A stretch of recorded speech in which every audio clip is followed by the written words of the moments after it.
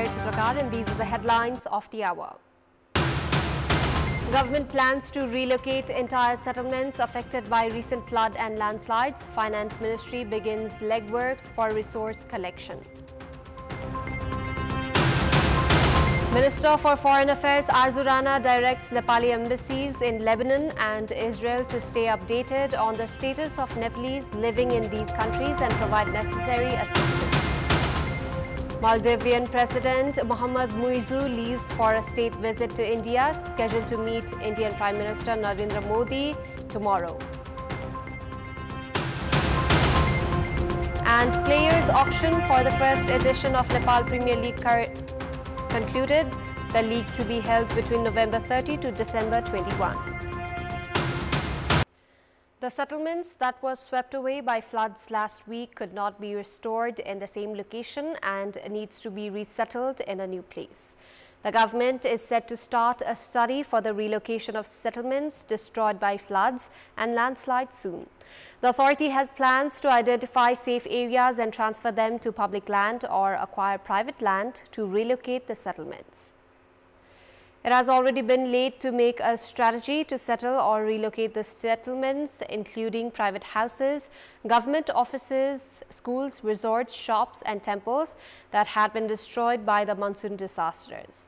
Last week's floods and landslides destroyed the settlements of Gotikhil in Mankal rural municipality in the southern part of Lalitpur. Government offices including forest, local police, private schools, resorts, temples, bridges and dozens of houses were swept away by the flood. Experts have suggested to immediately build temporary shelters for disaster victims and to rehabilitate them in a safe place for long term.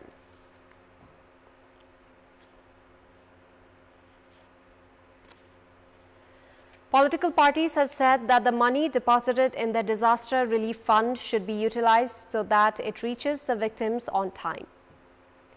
Prime Minister KP Sharma Oli, while handing over the relief funds today, suggested that Nepali Congress and CPN-UML leaders should speed up work on rehabilitation and reconstruction to give justice to the victims of the floods and landslides. UML and Congress have provided 5 million rupees each to the Prime Minister. Nepali Congress President Sher Bahadur Dewa also submitted a 34-point recommendation letter to the Prime Minister while handing over relief money. Congress has requested to distribute the relief amount through local level. The main opposition, Maoist Centre, also submitted a 20-point memorandum to the Prime Minister. In the 20-point memorandum, they have demanded for a search for the missing, rescue and free treatment for the injured, as well as relief be given before the main Dashain celebration begins. 103.6 million was collected in the disaster relief fund today. A total of 1,059,041 million had been collected till yesterday. Time now for our segment, Public Pulse, where you text us with your opinion. Public Pulse. Before that, let's take a look at the results from yesterday's poll. Yesterday, we had asked, what do you term the government failure in collecting data about the losses caused by floods and inundation in agricultural production? 33% voted for A, delay from officials, 45% for B, farmers not in the priority, and 25% for C, collect data and provide relief. Here's today's question. What should be done to distribute funds in the government's disaster relief fund to the victims at the earliest? Your options are A, remove administrative hassles, B, hand over responsibility to local levels, and C, form a special mechanism. Voting is on. Type any WS, select your option A, B or C and send it to 34001 to share your opinion with us.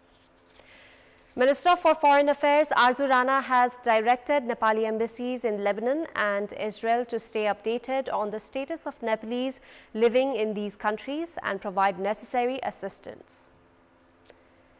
In light of the recent developments between Lebanon and Israel, there is an increased concern for Nepalese in Lebanon.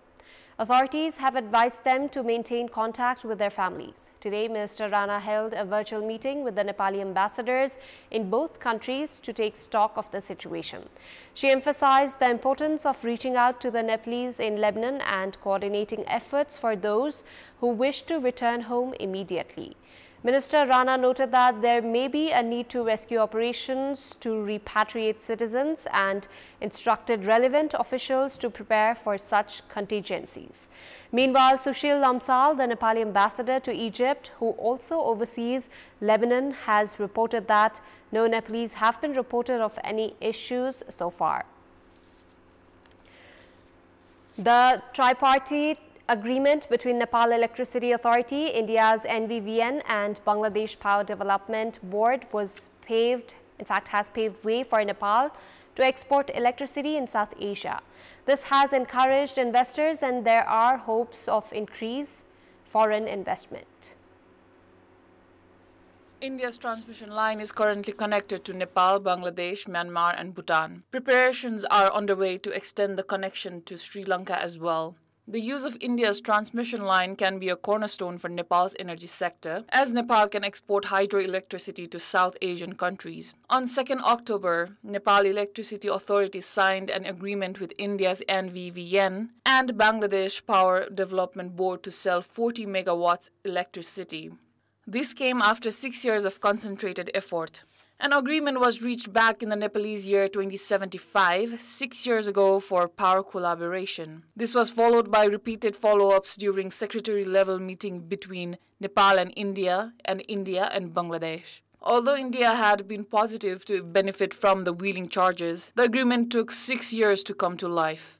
अब आउने प्राविधिक भयो चाहिँ financial विषयहरू legal विषयहरू यी सबै कुरा चाहिँ यसले समाधान गर्दै जान्छ यस 40 मेगावाटले अब भोलि हामीलाई 4000 5000 मेगावाट एक्सपोर्ट गर्नलाई पनि यसले बाटो खोल्छ र विस्तारै यो चाहिँ रिजनल मार्केटमा यो उपक्षेत्रीय भन्छ हामी बीबीआईएन चाहिँ उपक्षेत्रीय बजार विद्युतको बजारको कुरा गरिरहेका छौं यो रिजनल मार्केटमा जाने एउटा बाटो चाहिँ यसले खोलेको छ अब साउथ एशियन रिजनको पनि एउटा चाहिँ सम्भावना खोल्यो Nepal is charging Bangladesh 6.40 cents per unit, of which India will charge Nepal 5.95 Indian paisa. Although wheeling charges can benefit India, the southern neighbor remains hesitant in allowing transmitting electricity from projects that have Chinese investments, among others. With the latest tripartite agreement, private sector claim domestic and foreign investors will be encouraged to invest in Nepal's energy sector.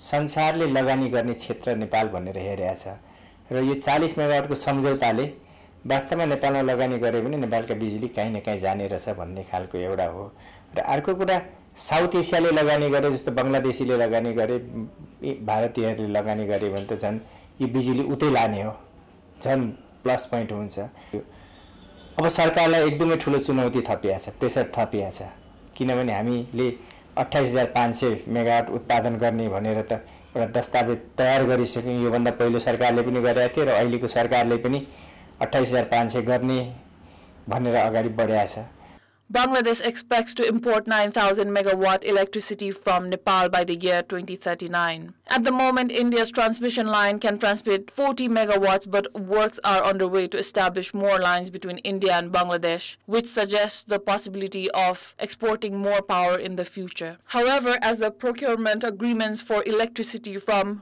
run-of-the-river hydropower project has been on hold at the moment, new hydropower projects have been on hold too. There is also a need for the government of Nepal to hold dialogue on facilitating selling power produced by projects with Chinese and other investments. Time now for a short break. More news coming up. In our Public Voice segment, today we have asked what their suggestions are for the newly appointed Chief Justice, Prakash Man Singh Raut. Let's take a look at what they had to say.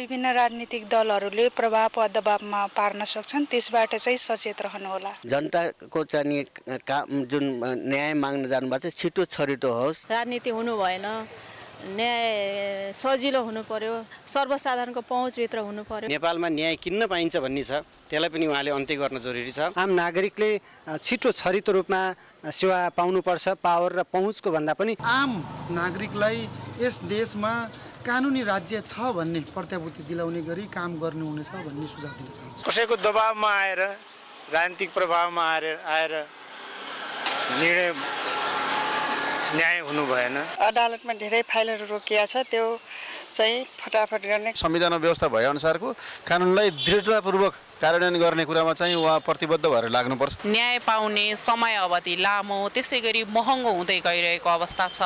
जनताले सहज र सरल रूपमा न्याय पाउने विषयमा चाहिँ कदम चाल्दै हुन्थ्यो। अदालतप्रति जनताको विश्वास आस्था बढाउनको निम्ति आवश्यक कदम चाहिँ चाल्नुपर्ने देखिन्छ। बार र बेन्चबीच लडाइ नहोस्। सर्वोच्च अदालतमा लामो समयसम्म रिक्त न्यायाधीशहरूको पदपूर्ति हुन नसक्दाखेरि चाहिँ मुद्दाहरूको चाप थुप्रेको छ। यसलाई चाहिँ तत्काल समाधान गर्न हरेक कामहरू छिटो र छरितो बनाउनका लागि हाम्रो न्यायालयलाई पनि प्रविधि मैत्री बनाउनु मेरो सुझाव छ। न्यायिक प्रक्रियालाई चाहिँ कम खर्चिलो बनाउनु पर्यो।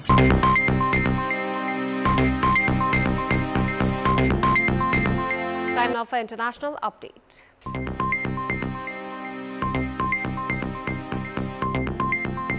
Maldivian President Dr. Mohammad Muizzu and First Lady Sajida Mohammed, accompanied by a high-level government delegation, reached India today for a state visit. Muizzu met with Indian Foreign Minister S. Jaishankar today and is scheduled to meet Indian Premier Modi tomorrow.